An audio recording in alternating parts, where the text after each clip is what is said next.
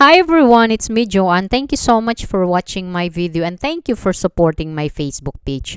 So ang ibabahagi ko po ngayon sa video ko is tungkol po sa kung bakit nga ba tayo nakakaranas ng anxiety.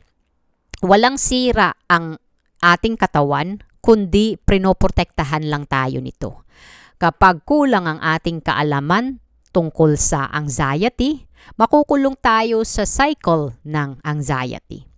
Kadalasan ng mga taong may mga anxiety ay pabalik-balik sa hospital dahil nga sa mga physical na sintomas na kanilang nararamdaman tulad ng paninikip ng dibdib, pagkahilo, sakit ng ulo na hindi mawala-wala, panginginig, panlalamig, at init, pagtaas ng blood pressure, pagkakaroon ng problema sa gastrointestinal, at marami pang iba. Ang anxiety kasi pwedeng maging mild, maging moderate, o maging severe. Depende sa trigger at kung paano tutugon ang isang taong nakakaranas ng anxiety attack. Madalas lumalabas ang anxiety kapag hindi natin ma-manage ng mabuti ang stress. Tulad ng sa trabaho o di kaya kung estudyante ka na pre-pressure ka sa paaralan, na pre-pressure ka sa tambak na project, na pre-pressure ka sa paparating na mga examination, na pre-pressure ka kasi yung teacher mo malaki yung expectation sa'yo, na pre-pressure ka kasi yung parents mo malaking expectation sa'yo. And then, problema sa financial, problema sa pamilya, or kung may, kung ano ka, nasa relasyon ka, in a relationship ka, nagkakaroon ka ng problema. Paghihiwalay ng mga magulang, kung broken family ka, nagkakaroon din ng stress ang mga bata kapag ang kanilang parents ay nagkakaroon ng divorce.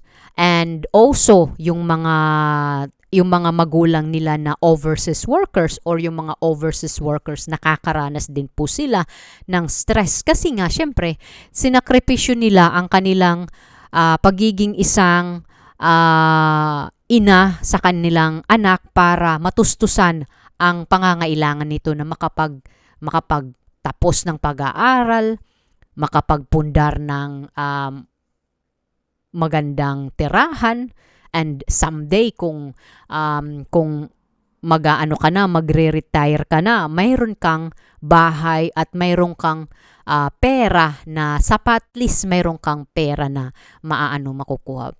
Yun talaga ang kadahilanan na kung bakit ang mga tao nakakaranas ng stress. Tapos kung hindi na ma-manage ng mabuti ang stress, of course, pumupunta po ito sa anxiety attack.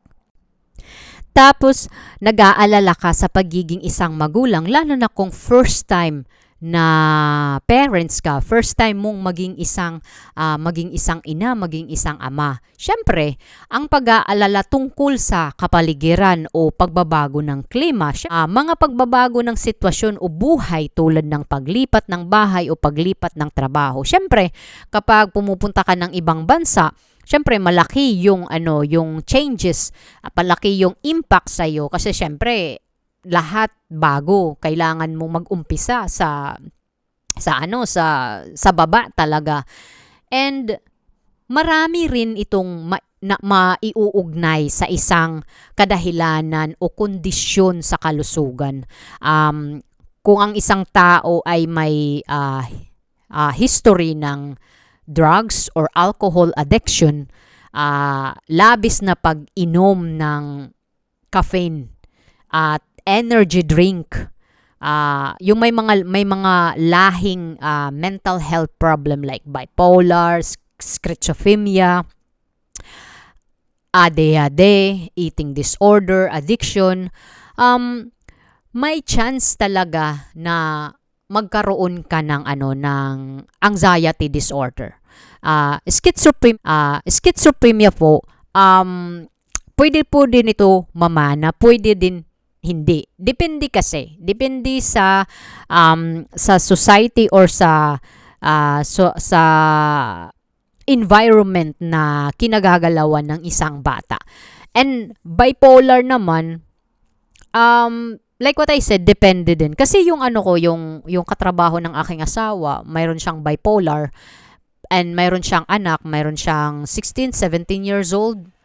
Okay naman, wala naman siyang bipolar. Maybe it's still early na hindi pa kumbaga lalabas yun kasi wala pang trigger na nangyayari, di ba? Kasi lumalabas lang naman talaga itong mental health problem kapag nagkakaroon na ng kumbaga trigger na kung ikaw ay may history about it. So kailangan mo talagang tingnan kung may history ka talaga. Kasi kung may history ka, may chance talaga na makukuha mo ito. Pero kung may kaalaman ka na about it, of course, pwede mo siyang ma-prevent. Makakaranas ka pa rin pero hindi na so gaanong kalala kasi nga may knowledge ka na about what is anxiety. Kasi kapag alam mo kung paano mo ma-manage yung stress mo, hindi po yan hahantong sa anxiety attack. Hindi po yan hahantong sa isang bipolar disorder. Hindi po yan hahantong sa schizophrenia. Hindi po yan hahantong sa eating disorder or sa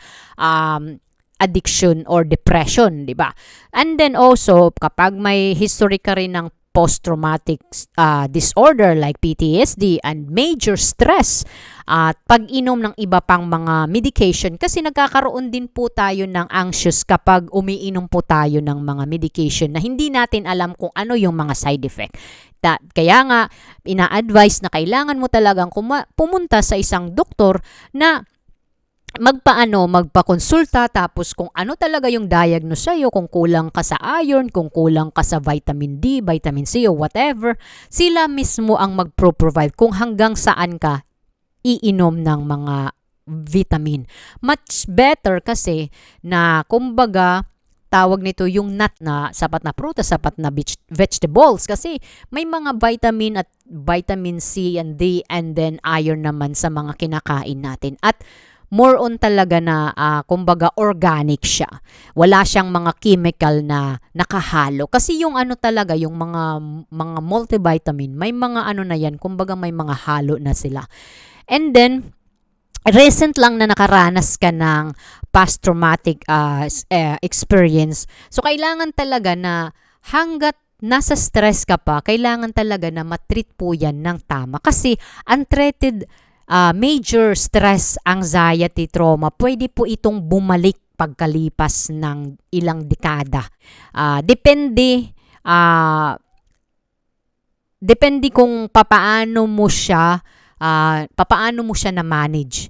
Kasi may time talaga na kapag na-manage mo sa umpisa and then suddenly makakaranas ka na naman in the future, iba kasi yung kumbaga may time talaga na parang dumodoble yung mga sintomas compare na nung nakaranas ka ng ng first time mo.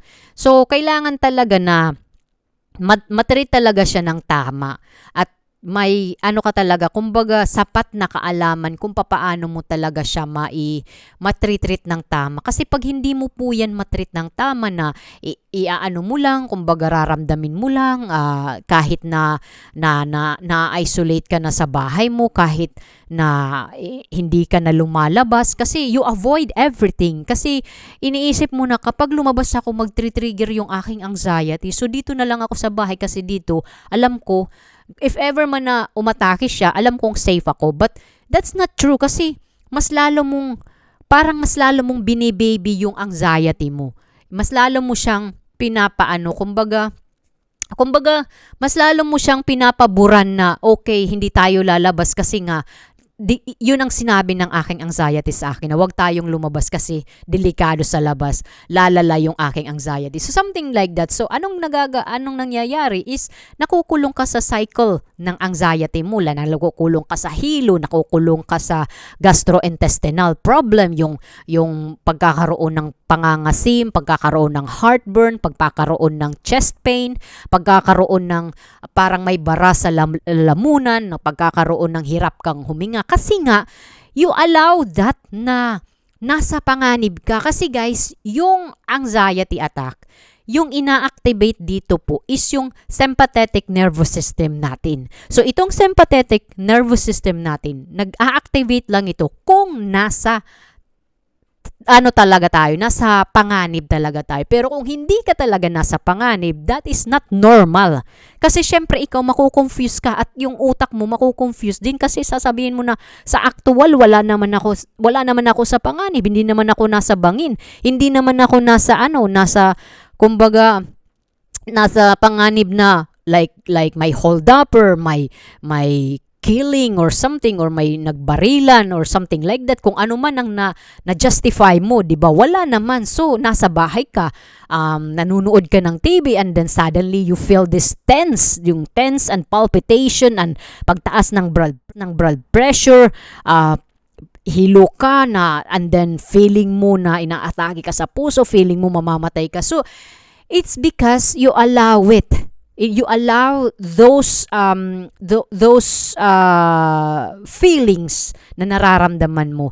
So, ang ginagawa mo is ina-isolate mo yung sarili mo kasi you believe it na kapag lumabas ka, magkakaroon ng panic attack. It's because you're telling your anxiety attack na wag tayong lumabas. Okay, totoo yung sinabi mo, I agree with you, so stay na lang tayo sa bahay. So yun ang nangyayari, pinapaliit po ninyo ang inyong mundo. Hindi yung anxiety po ninyo. So ikaw mismo ang dapat dapat makaalam kung ano yung dapat gawin at dapat malawak ang pag-unawa, pag-intindi sa anxiety mo. Kasi yung anxiety, guys, mali yung interpretasyon ninyo sa inyong anxiety. Na iniisip ninyo na pabigat yung anxiety ninyo sa inyo, iniisip ninyo na nagiging useless kayo kasi nga sa anxiety ninyo.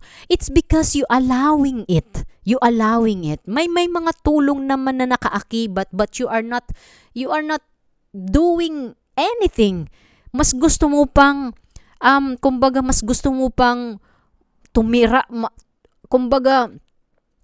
sa bahay mo at ramdamin at ramdamin lahat ng mga nangyayari sa iyo. And it's just like a child na hindi mo na ibigay yung mga gusto niya at nagtantrums. Something like that. That's anxiety, di ba? Kung hindi mo pinagbibigyan, nagtatantrum siya. So, you have to let go with it. You have to allow it. Feel it. Kasi alam mo naman na wala kang sakit. Ilan ng doktor ang pinuntahan mo. Ilan ng ECG, ilang ng mga scan, ilang ng mga ultrasound, ilan na dugo ang kinuha sa'yo, ihi na in-examine sa'yo. Pero wala silang may nakuha. Wala silang nakitang diferensya sa puso mo, problema sa sugar mo, problema sa sa kahit ano pa man. Walang problema may nakita. So you have to believe that. You have to be thankful kasi nga may mga tao dyan na na-diagnose na malala pa kaysa sa anxiety. Yung iniisip talaga nila, paano nila matutustusan ang kanilang treatment. Kasi nga, wala silang pambayad. Saan sila kukuha? Ikaw na anxiety, na may magagawa ka pa, ang paraan lang na gagawin mo is to go out and face those fears. And makikita mo yung sarili mo na, kaya ko palang i-break yung cycle na yon. So anyway, I hope na matreat ang inyong anxiety kasi kapag untreated po ang inyong stress, ang inyong anxiety, kayo rin po ang kayo rin po ang kawawa sa bandang huli because you miss everything. Kasi doon lang kayo nakafocus sa cycle ng anxiety, sa mga nararamdaman ninyo, sa mga takot na nararamdaman ninyo, which is kayo po ang nag-create nan, hindi yung anxiety. So anyway guys, thank you so much and God bless us.